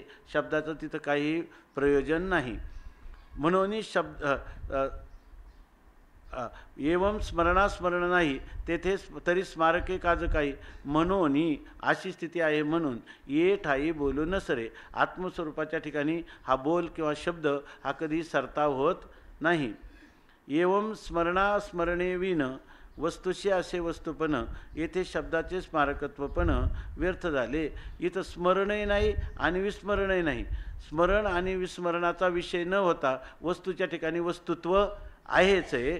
तर मग शब्द जे स्मरण करून देतो असं म्हणतात, अर्थातच ते व्यर्थ झालं. एवं स्वरूपानुभवे विन जो जो काही जल्पू जाणं ते वृथाची वल्गन ओढवले की. इथं एवं स्वरूपानुभवे विन, जोपर्यंत स्वरूपाची अनुभूती झाली नाही आणि तोपर्यंत हा शब्द, बरोबर ना, स्वरूपाची अनुभूती झाली नाही म्हणजे अनुभव हेच आपलं स्वरूप आहे, बरोबर ना. इथं असं नाही की अनुभवाचं विषयत्व आत्म्याला येतं असं म्हणता येत नाही. स्वयं एव अनुभूतित्वात, याला इथं म्हणायचं स्वरूपानुभव, बरोबर ना. स्वयं एव अनुभूतित्वात विद्यते नानुभव्यता ज्ञातृज्ञानांतरा भावात अज्ञेयो न तो असत्तया. असं त्या आत्म्याचं स्वरूप जोपर्यंत कळलं नाही आणि तोपर्यंत तुम्ही म्हणायला लागले की शब्द हा आत्म्याचं ज्ञान करून देतो, शब्द हा आत्मस्वरूपावरच्या अज्ञान आवरणाचा भंग करतो, किंवा शब्द वृत्तीज्ञान करून देतो आणि पुन्हा वृत्तीज्ञानाचे निवर्तकही पुन्हा कोण आहे? शब्दच आहे. आत्म्याचं स्वयंप्रकाशत्वाचा शब्द अपरोक्षत्वे सती अवेद्यत्वे सती अपरोक्ष रूपत्व स्वयंप्रकाशत्व, हे तुला शब्दाचाच प्रभाव आहे असं तुम्ही जे म्हणाल ना, तर ते ज्या पुरुषाला स्वस्वरूपाची अनुभूती झाली त्याच्या दृष्टीनं तो जल्पू जाणं हे सगळं जल्प आहे. मग जल्प आहे म्हणजे फक्त आग्रहाने ह्या शब्दाचं काहीतरी आम्हाला महत्त्व आहे असं त्या शब्दाचा अभिनिवेश ठेवणं, शब्द हे प्रबल प्रमाण आहे असा अभिनिवेश ठेवणं म्हणजे हे टीकाकार म्हणतात तो जल्प आहे. म्हणजे वादापेक्षा जल्प काय करतो? दुसऱ्याचं खंडन करतो आणि आपलंच मंडन करतो, त्याला म्हणतात जल्प. पण किंवा जल्प या शब्दाचा दुसरा अर्थ आहे व्यर्थ. जसा एखादा माणूस रात्री झोपेत बरळतो, त्या बरळण्याला काहीच अर्थ नाही. तसं आत्मस्वरूपाच्या संबंधाने आत्मस्वरूपाशी शब्दाचा संबंध आहे. स्मारक म्हणून तरी आहे किंवा ज्ञापक म्हणून तरी आहे किंवा अज्ञान निवर्तक म्हणून तरी आहे. असं तर तुम्ही जर म्हणत असाल तर हे सगळं बोलणं काय आहे? स्वस्वरूपाच्या अनुभूती न येता जो काही शब्दाचं काही गरिमा महत्त्व सांगितलं जातं तो माऊलींच्या दृष्टीने सगळा जल्प आहे. ते बरळणं आहे, व्यर्थ वल्गना आहेत. वृथाची वल्गनं ओढवले की निष्कारण त्या ठिकाणी वल्गना किंवा बडबड केल्यासारखं आहे. आता जरी अनुभव सिद्धू तेथेही नसे शब्द संबंधू, स्वतःसिद्धी शब्द उगवलाच नाही. आता त्या ठिकाणी म्हणतात आता, मग यानंतर आता या पुढं सांगणार आहे. आता जरी अनुभव सिद्ध, आता अनुभव काय आहे? सिद्ध आहे म्हणजे सिद्ध वस्तूचा अनुभव आहे किंवा काय अनुभव ही सिद्ध वस्तू आहे, बरोबर. अनुभव ही काय आहे? सिद्ध वस्तू आहे. तेथेही नसे शब्द संबंध. सिद्ध वस्तूच्या ठिकाणी जर आपण उलट सिद्ध वस्तूला साध्य केलं आणि शब्द साधनाने त्याला साध्य करून पुन्हा आपल्याला प्राप्त करण्याचा प्रयत्न केला तर काय होईल? तर त्यांनी सांगितलं ना, सावलीवरी नमवे मविते जैसे. सावली जशी हातात सापडणार नाही त्याप्रमाणे त्या सिद्ध वस्तूला तिला आपल्याला साध्य केलं आणि शब्द प्रमाणाने त्याला आपण सिद्ध करू, आपलं ते साध्य प्राप्त करू असं जर म्हटलं तर ते साध्य काय होईल? आणखी दूर दूर जात राहील. असं पाठीमागे सांगितलं ना त्यांनी की या प्रमाण परिच्छेदे प्रमेयत्व नांदे. ते काय? स्वतःसिद्धे वस्तूचे ठाई. वस्तूच्या ठिकाणी कुठं काय आहे ते, आणि त्याला तुम्ही नाही, परंतु ते जरी असलं तर ती वस्तू सिद्ध आहे, बरोबर ना. तिच्या ठिकाणी प्रमेयत्व नाही तर मग त्या ठिकाणी प्रमाणाच्या द्वारा तिला कसं प्राप्त करता येईल? तिला कसं प्रमेय करता येईल? प्रमेयत्वच नाही तर प्रमेयत्वच नाही म्हणजे पुढं विषय नाही. मग त्याच्या ठिकाणी विषयच नसलं तर तत्सापेक्ष आलेला आश्रय तरी इकडं प्रमातृत्वाने सिद्ध करता येईल का? आणि मग प्रमाण कुठं होईल? प्रमाण म्हणजे काय? प्रमेय आणि आपलं प्रमाता आणि प्रमेयाला जोडणारा सेतू म्हणजे प्रमाणत्व आहे. मग प्रमाणत्व आहे काय? ते का? स्वतः सिद्ध वस्तू आहे म्हणून त्याची गरज पण नाही. असं असतानाही तेथेही नसे शब्दसंबंधो. आता जरी अनुभव सिद्ध, अनुभव हा जर सिद्ध असला म्हणजे अनुभव हा सिद्धच आहे, तो साध्य नाही, बरोबर ना. साधन साध्य नाही, तो जर अनुभव सिद्ध आहे तेथेही नसे शब्दसंबंध. तिथं शब्दाचा संबंध येणार नाही. जर अनुभव सिद्ध नसता, बरोबर ना, तर मग त्या शब्दाचा संबंध कदाचित आला असता. कदाचित का म्हणायचं? कालाच असता. जर अनुभव सिद्ध नसता तर तेथेही नसे अनुभव सिद्धो, तेथेही नसे शब्दसंबंधो. स्वतःसिद्धी शब्द उगवलाचे नाही. जर अनुभव नसता, सिद्ध अनुभवासाठी त्या ठिकाणी शब्दाचा संबंध नाही. म्हणजे जर अनुभव प्राप्त करायचा असता तर मग कदाचित स्वतः शब्दाचा संबंध लागला असता का? शब्दाचा संबंध लागलाच असता आहे की नाही? कदाचित नाही म्हणायचं, लागलाच असता. हां हां हां तिथं अनुभवाची स्थिती अशा प्रकारची असेल तर तो काय? अनुभवाची ही मर्यादा आहे की त्या ठिकाणी तो अनुभव जो आहे तो कोणालाही विषय होत नाही, बरोबर ना. ज्ञानांतराभावात त्या अनुभव घेणाऱ्याचा दुसरा ज्ञाता किंवा ज्ञान त्या ठिकाणी नसल्यामुळं तो अनुभव कोणालाही विषय होत नाही. म्हणजे अनुभव स्वरूपभूत जो अनुभव आहे तो कोणाला विषय करीत नाही आणि कोणालाही विषयही होत नाही. म्हणजे याचा अर्थ विषय भावाने विवर्जित असं त्या अनुभवाचं स्वरूप आहे. याचा अर्थ तो असत आहे असं मात्र नाही, न तो असत्तया. का? तर त्याला अनुभव घेणारा दुसऱ्या ज्ञात्याचा आणि ज्ञानाचाच काय आहे? अभाव आहे. म्हणून स्वतःसिद्धी शब्द उगवलाच नाही. आता जर स्वतःसिद्ध असेल तो अनुभव तर त्या स्वतःसिद्ध अनुभवरूप आत्म्याच्या ठिकाणी शब्द उगवलाच नाही, शब्द उत्पन्न झाला नाही. तस्मात चिन्मात्र आनंद घन आयते असे शब्देविन म्हणून स्वरूपी स्वरूपपण नसोनी असे. तस्मात चिन्मात्र आनंद घन म्हणून त्या ठिकाणी केवळ जे ते कसं आहे? चिन्मात्र आनंद घन हे शब्द काय? त्याचं उपलक्षण आहे, सन्मात्राचं पण उपलक्षण आहे. जो केवळ सन्मात्र चिन्मात्र आनंद मात्र किंवा सच्चित घन सबराभरीत असा जो परमात्मा आहे तो आयते असे शब्दविन, तो आयता आहे म्हणजे स्वतः सिद्ध आहे आणि तो शब्दा वाचून आहे. शब्द नसला तरी त्या आत्म्याच्या ठिकाणची सच्चिदानंद मूलभूत असणारी सच्चिदानंद घनता ही काही शब्दावर अवलंबून नाही, म्हणून शब्द वाचून आहे. म्हणून स्वरूपी स्वरूपपणा नसोने असे. म्हणून त्या स्वरूपाच्या ठिकाणी जे स्वरूपपण आहे ते नसोने असे म्हणजे स्वरूप आहे पण स्वरूपाच्या ठिकाणी स्वरूपत्व असा त्याचा धर्म नाही, ते त्याचं काय आहे? स्वरूप आहे, बरोबर ना. त्याच्यामध्ये धर्मधर्मी भाव नाही किंवा गुणगुणी भाव नाही किंवा अंशांशी भाव नाही, ते त्याचं काय आहे? स्वरूपच आहे आणि ते शब्दा वाचून आहे.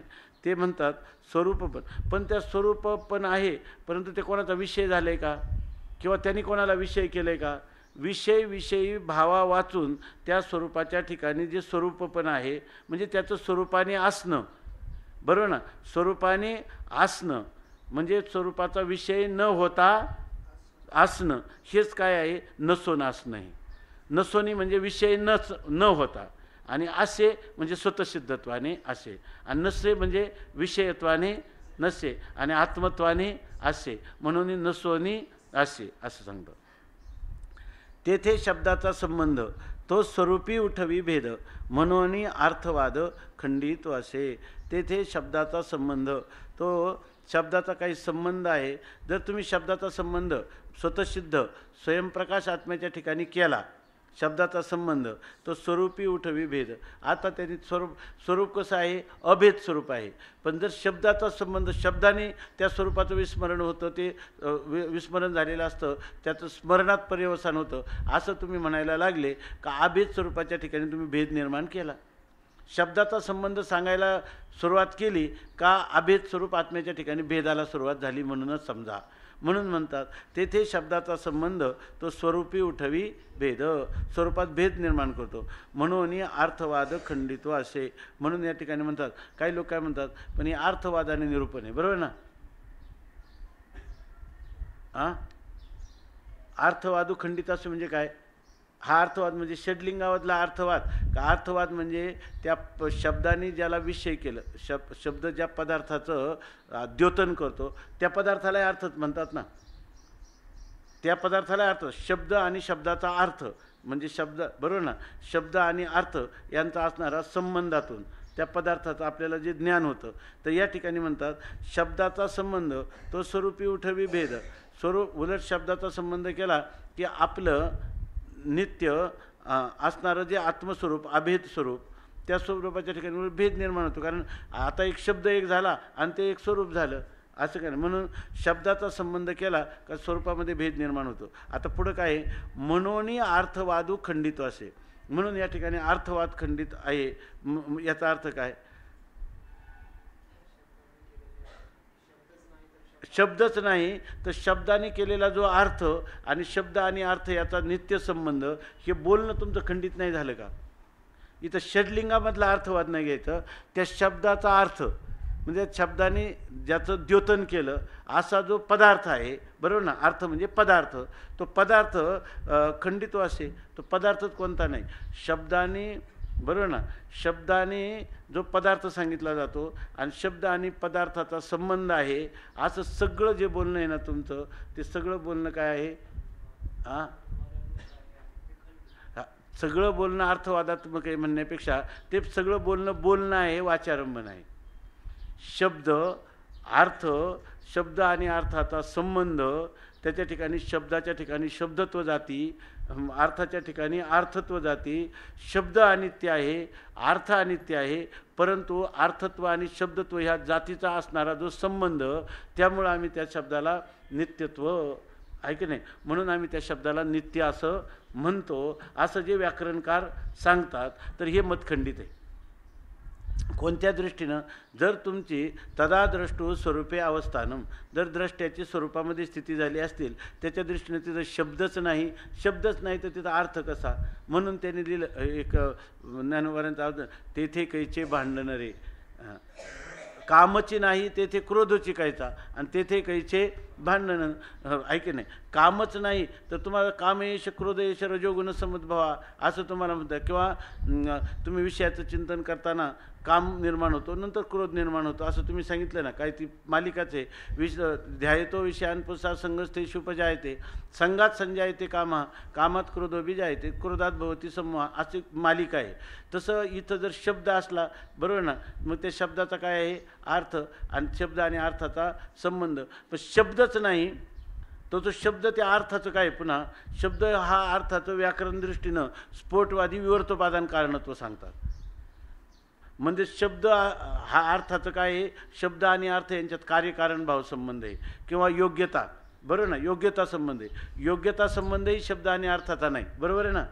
आणि कार्यकारण भावसुद्धा संबंध त्याच्यामध्ये नाही, बरोबर ना. कार्यकारण भाव संबंधसुद्धा त्याच्या ठिकाणी नाही. कारण काय, जर शब्दाचा, बरोबर ना, अर्थ, बरोबर ना, शब्द कारण झाला आणि अर्थ काय झालं, कार्य झालं, अर्थ काय झालं, कार्य झालं.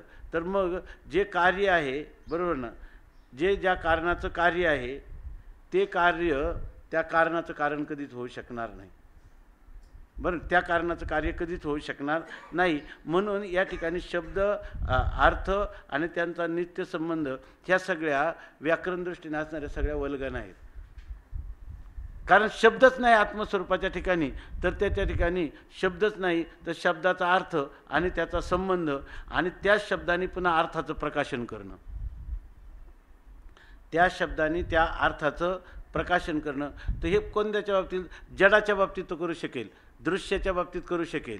दृश्य जर मानलं, पण दृश्य कधी मानावं लागेल? मध्ये अज्ञान मानलं तर. पण स्वयंप्रकाश आत्म्याच्या ठिकाणी अज्ञानच नाही, बरोबर ना? मग त्या ठिकाणी तो शब्द, बरोबर, अज्ञान कार्य असणारा शब्द, तो त्या ठिकाणी त्या आत्मस्वरूपाचं प्रकाशन काय करून देणार आहे? म्हणून शब्दाचं त्या ठिकाणी कोणत्याच प्रकाराने काहीच लागत नाही असं सांगतात. ठीक आहे का? तेथे शब्दाचा संबंध तो स्वरूपी उठवी भेद म्हणून अर्थवादू खंडित असे. म्हणून या ठिकाणी शब्द आणि अर्थ हे जे आहेत हे सगळंच खंडित आहे. शब्दच खंडित आहे तर अर्थ काय आहे?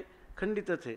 आता पूर्णदशेच्या ठाई शब्द उपयोगी काही नाही म्हणून पूर्वपक्षाच्या वाही बोलतो असे. आता ते सांगतात आता पूर्णदशेच्या ठाई. आता याच्यानंतर आम्ही असं सांगतो, पूर्ण अवस्था जी आहे म्हणजे स्वरूपस्थिती आहे, तिथं शब्द उपयोगी काही नाही. त्या स्वरूपस्थितीमध्ये शब्दाचा काही उपयोग नाही, किंवा स्वयंप्रकाश आत्मचैतन्याच्या ठिकाणी शब्दाचा काहीच उपयोग नाही. पण म्हणतात शब्द उपयोगी काही नाही, काहीच शब्दाचा उपयोग नाही म्हणून पूर्वपक्षाच्या वाही बोलत असे. परंतु आता आम्ही काय करतो? पूर्वपक्ष म्हणजे पाठीमागे ना जसा अभिप्रेत्य परिहार केला तसाच प्रकारचं म्हणतात अजूनही पूर्वपक्षाचा प्रवाहाला घेऊन. कारण पूर्वपक्षाचा प्रवाह काय आहे? किंबहुना नाही, आपलं काय, बाप उपयोगी वस्तू शब्द आणि स्मरणदानी